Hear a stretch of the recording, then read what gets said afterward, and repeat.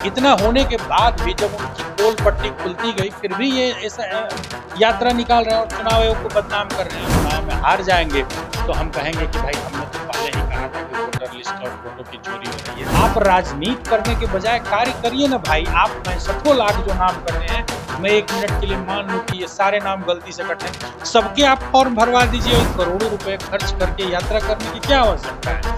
नाम जुड़वाइए जो कटा है। जब राहुल गांधी सबूतों का पिटारा लेके आए तो पता चला कि भाई वो वही कमियां गिना रहे हैं जिनको दुरुस्त करने के लिए एसआईआर हो रहा है।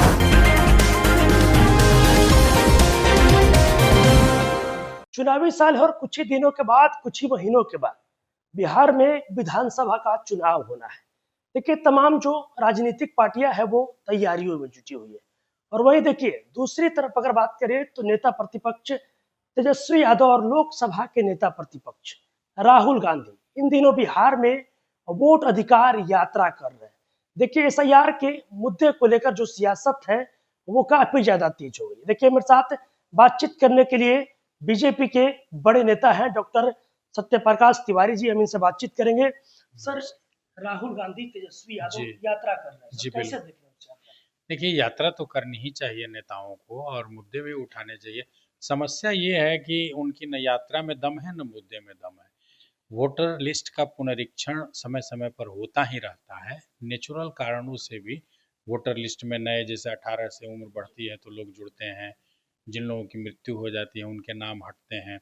इसके अलावा कुछ लोग विस्थापित हो जाते हैं, कुछ लोग परमानेंट रूप से कहीं अन्य रहने लगते हैं और वो अपना नाम चेंज कराते हैं। तो वही इस बार गहन पुनरीक्षण हुआ है और गहन पुनरीक्षण में कुछ नाम काटे गए हैं और उसकी पूरी सूची है।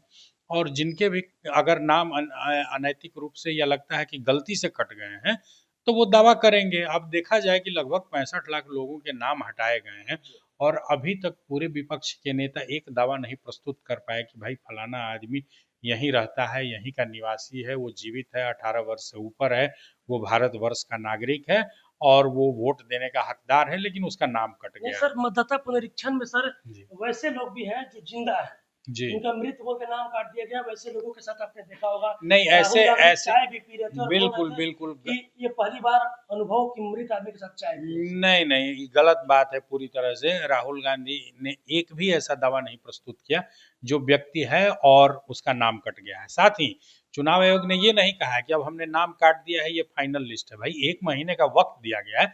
ये जो आप यात्रा में समय बर्बाद कर रहे हैं, लोगों के साथ जितनी देर आप चाय पी के समय बर्बाद कर रहे थे उतनी ही देर में उस मतदाता का आप अगर फॉर्म भरवा देते और अगर वो जेन्युइन वोटर होता तो उसका कटा हुआ नाम जुड़ जाता।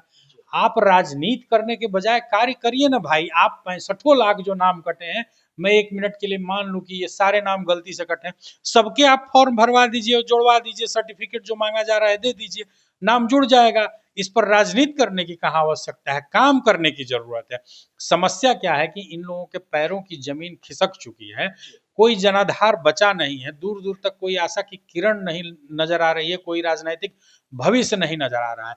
तो ये एक दुष्चक्र चलाया जा रहा है कि भाई चुनाव की प्रक्रिया को, चुनाव आयोग को, संवैधानिक संस्थाओं की ही महत्ता पर प्रश्न उठाया जाए, ताकि आने वाले समय में जब चुनाव हम हारेंगे तो कहेंगे कि नहीं नहीं भाई, हमें जनता ने नहीं नकारा है, हम साजिशों से चुनाव हारे हैं।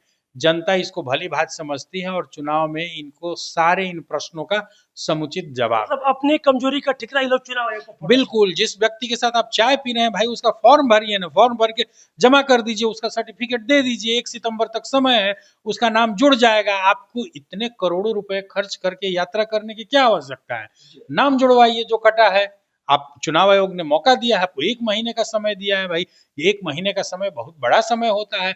खुद मेरे नाम में स्पेलिंग में एक मिस्टेक था, मैंने बीएलओ को फॉर्म भर के दिया कि भाई ठीक है, वो तिवारी में वाई की जगह आई था, तो उन्होंने बोला सर करेक्शन हो जाएगा। अब मैं इसके लिए यात्रा निकालने लगूं कि भाई यात्रा निकालेंगे कि चुनाव आयोग ने मेरा नाम गलत कर दिया है। ये एक सवाल सर ये भी विपक्ष के लोगों के द्वारा उठाया जा रहा है, इतने दिनों से एसआईआर का मुद्दा चल रहा है जी लगातार तेजस्वी यादव या फिर राहुल गांधी भी जी प्रेस कॉन्फ्रेंस के जरिए कई खुलासे किए, चुनाव आयोग से लगातार प्रेस कॉन्फ्रेंस की बातें की जा रही थी। लेकिन जब से यात्रा की शुरुआत हुई उसी दिन कल प्रेस कॉन्फ्रेंस इलेक्शन कमीशन के द्वारा किया जाता है, तो विपक्ष के लोग अब ये बोल रहे हैं कि जो इलेक्शन कमीशन है वो पूरी तरीके से बीजेपी के प्रकोष्ठ बनकर काम कर।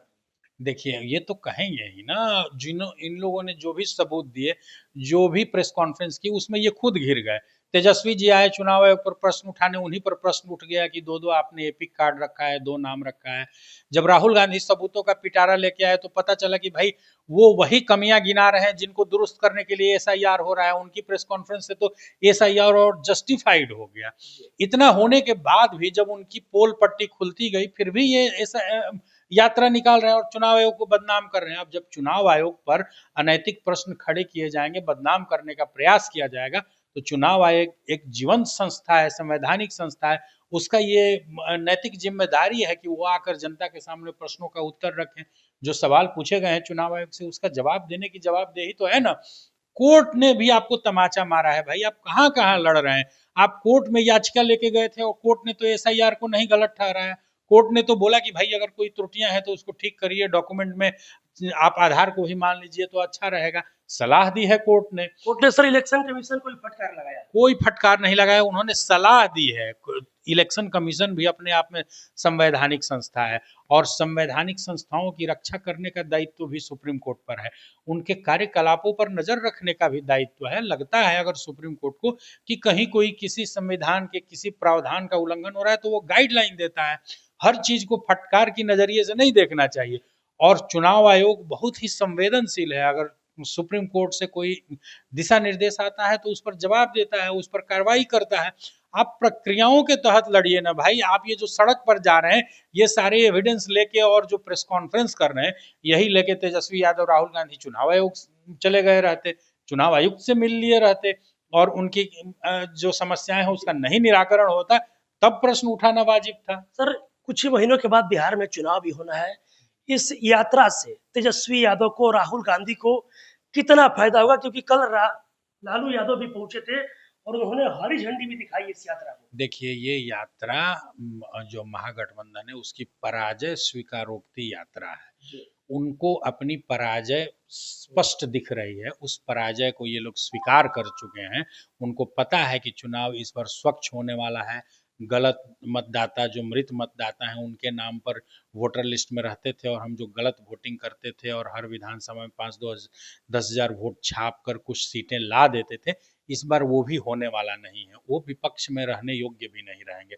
जब उनको स्पष्ट रूप से ये सामने दिखाई दे रहा है कि स्पष्ट रूप से ये सामने दिखाई दे रहा है कि उनकी पराजय सुनिश्चित है, तब इस तरह का वो लोग बखेड़ा खड़ा कर रहे हैं कि जब चुनाव में हार जाएंगे तो हम कहेंगे कि भाई हमने तो पहले ही कहा था कि वोटर लिस्ट और वोटों की चोरी हो रही है। तो इस यात्रा का वास्तविक नाम पराजय स्वीकारोक्ति यात्रा होनी नया चाहिए। नाम दे रहे हैं सर। जी बिल्कुल, पराजय स्वीकारोक्ति यात्रा है जो तेजस्वी यादव और राहुल गांधी कर रहे हैं। कुछ फायदा नहीं है। कोई फायदा नहीं होगा, जनता इनको समझ रही है। जितने इनके रैली में आए थे उनसे आपके मीडिया के लोगों ने ही पूछा कि भाई आप कहाँ से आते हैं, आपका नाम कट गया है क्या? एक आदमी इनकी रैली में आने वाला नहीं मिला जिसने दावा किया होगा कि मैं रहता हूं यहाँ और मेरा नाम कट गया है। सर बात करेंगे ब्रह्मपुर विधानसभा सीट की। बक्सर जिले में आता है सर जी वहां से राजद के विधायक है। बिल्कुल जी। आप भी सर ब्रह्मपुर विधानसभा सीट से क्या सर तैयारियों में जुटे हैं सर? देखिए, मैं भारतीय जनता पार्टी का एक कार्यकर्ता हूँ। ब्रह्मपुर में मेरा घर है, नैनीज, और वहाँ का जो सबसे बड़ा गांव है, और संगठन से जुड़ा हूँ और संगठन को मजबूत करने का कार्य लंबे समय से कर रहा हूँ। और इस बार हमारे जैसे हजारों लाखों भाजपा के जो कार्यकर्ता हैं उनका एक ही ध्यान है कि इस बार हम लोग राजद को ध्वस्त करेंगे। वहाँ से इस बार चुनाव में कमल खिलेगा और ब्रह्मपुर में इसकी पूरी तैयारी हो चुकी है। जो भी कैंडिडेट आएगा ब्रह्मपुर में भारतीय जनता पार्टी का सिंबल लेके, वो इस बार जीत कर विधानसभा में पहुंचेगा। और विधानसभा में एनडीए के इस बार जो 225 विधायक होंगे उसमें से एक कमल का फूल ब्रह्मपुर से भी आएगा एनडीए के खाते। सर आप आरएसएस संघ से भी जुड़े हुए हैं सर, बीजेपी के बड़े नेता हैं सर। ब्रह्मपुर आपका घर भी हुआ आपने बताया, तो वहाँ पे सर तैयारियों में जुटे हुए हैं। अगर सर आपको पार्टी टिकट देती है जी तो फिर वहाँ पे आरजेडी के जो शंभुनाथ यादव है, कितना चुनौती होगा उनके साथ? देखिए, ये टिकट देना तो पार्टी का विशेषाधिकार है, पार्लियामेंट्री बोर्ड तय करता है, हमारे यहाँ प्रदेश का नेतृत्व तय करता है। मैं सिर्फ यही कहूंगा कि जो भी आएगा, इस बार शंभू यादव के प्रति क्षेत्र में बहुत ज्यादा नाराजगी है। उन्होंने कोई कार्य नहीं किया है, जनता त्रस्त है, छोटी छोटी समस्याओं का भी निराकरण नहीं हो पाता है। विधायक जी कहीं नजर ही नहीं आते हैं, रहते हैं वहीं लेकिन कहीं नजर ही नहीं आते हैं। जनता के किसी कार्य में वो नहीं रहते हैं, ना ही कोई समस्या सुनते हैं, तो जनता उनसे छुटकारा पाने के लिए बेचैन है। और जो भी व्यक्ति आएगा भारतीय जनता पार्टी का सिंबल लेके, इस बार वहां भारी बहुमत से जनता उसे विधानसभा में भेजेगी और वो व्यक्ति ब्रह्मपुर और शाहाबाद का कायाकल्प करेगा। अच्छा सर, एक सवाल ये भी है कि सर अगर पार्टी आपको आप पे विश्वास जताती है, अगर आपको पार्टी सिंबल देती है, अगर आप ब्रह्मपुर विधानसभा में जाइएगा, वहाँ की जनता अगर आपको चुनती है, आप जीतिएगा, तो आपका विजन क्या होगा सर, रोड मैप क्या होगा ब्रह्मपुर की जनता के लिए? देखिए, ब्रह्मपुर की जनता के रोड मैप की दिशा और दशा अभी से ही तय हो चुकी है। सड़कों का पुनर्निर्माण न किसी पद पर रहते हुए भी मैंने अनेक प्रयासों से माननीय मंत्री लोग से मिलकर शुरू कराया है। वहाँ प्राइवेट कंपनियों के सीएसआर फंड से सड़कों पर लाइट लगाने का, चापाकल, पेयजल, ये सब कार्य हो रहे हैं। विद्यालयों में बच्चों को शिक्षा का किट या विद्यालयों के में जो मूलभूत सुविधाएं हैं, जो उन्नत शौचालय या स्मार्ट क्लासरूम, इस तरह की अनेकों परियोजनाएं चल रही हैं। तो ये सब चीज़ें तो रहेंगी ही, साथ ही जो क्षेत्र के कुछ बड़े मुद्दे हैं, जैसे वहाँ के पेयजल में आर्सेनिक की बहुत बड़ी मात्रा में आर्सेनिक पाया जाता है। तो प्रयास हमारा रहेगा कि पूरी विधानसभा में एक स्वच्छ आर्सेनिक मुक्त पेयजल की उपलब्धता कराई जाए, ताकि वहाँ लोग जो ये पेयजल पीकर बीमार हो रहे हैं, वो समस्या समाप्त हो। दूसरी एक बड़ी समस्या है कि वहाँ गंगा नदी का कटाव हो रहा है तेजी से, कई गांव खतरे पर हैं, उसमें मेरा भी गांव है। गंगा नदी काफी नजदीक तक आ गई है। तो इस तरह से पक्के बांध और बोल्डर बनाए जाए ताकि कटाव से जनता पर जो खतरा उत्पन्न हुआ है वो नहीं हो। और तीसरी एक महत्वपूर्ण बात होगी कि वहाँ आरा और बलिया से रेल लाइन स्वीकृत हुई है, जिस पर अभी कार्य नहीं शुरू हो पाया है। तो हम प्रयास करेंगे कि जल्द से जल्द वो रेल लाइन और वहाँ से रेल का परिचालन हो, ताकि उस पूरे क्षेत्र का परिदृश्य और उस विधानसभा की दशा और दिशा बदले। तो ये कुछ महत्वपूर्ण मुद्दे रहेंगे जो चुनाव के बाद इस पर विशेष ध्यान रहेगा। देखिए, मेरे साथ डॉक्टर सत्य प्रकाश तिवारी थे। देखिए, आरएसएस संघ से भी जुड़े हुए हैं और बीजेपी के बड़े नेता हैं।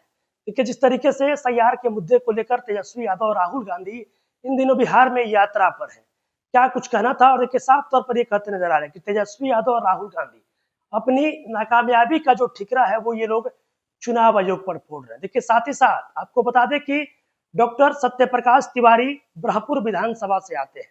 ब्रह्मपुर विधानसभा में इनका घर पड़ता है। लेकिन देखिए, ब्रह्मपुर विधानसभा की जनता के लिए रोड मैप तैयार है, विजन तैयार है, और बोल रहे हैं कि अगर कमल वहां पर खिलेगा, अगर कमल का सिंबल लेकर, यानी कि बीजेपी के टिकट से वहां पे जो भी जाएगा, ब्रह्मपुर की जनता उसे जिताएगी, तो फिर पूरी तरीके से रोड मैप तैयार है और ब्रह्मपुर की जनता का कायाकल्प होगा। और भी क्या कुछ कहना था आपने, वो तमाम चीजें इस वीडियो में देखिए। बहरहाल इस खबर में इतना ही। आगे खबरों के लिए आप मेरे साथ जुड़े रहें। सहयोगी गोलू के साथ मैं रोहित।